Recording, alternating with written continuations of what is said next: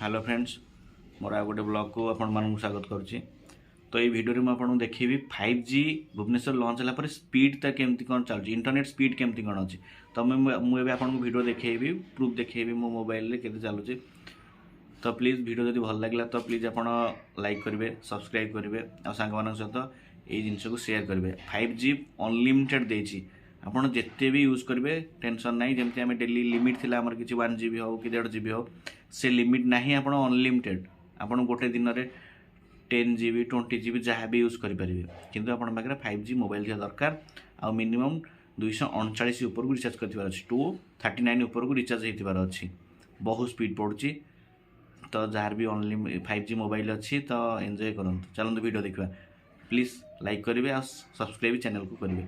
चलते जय श्री राम। तो सांग मैंने मुझे गोटे मो मोबाइल स्क्रीन रेकर्ड करी से आपको लाइव स्पीड देखी। तो मु प्ले स्टोर गोटे ऐप डाउनलोड करी से 100 MB ऊपर को आपको जना पड़ो ना एक्चुअली के स्पीड लगुच गोटे 100 MB डाउनलोड होगा। तो मुझे देखी आपन को प्ले स्टोर रु आउ भी चेक करी गोटे 1 GB फिल्म आप 1 मिनिट भीतर ही डाउनलोड हो बहुत स्पीड पड़ुची आपंकर राति 12टा पर तो 50 MB 60 MB ये पर सेकेंड स्पीड पड़ुची।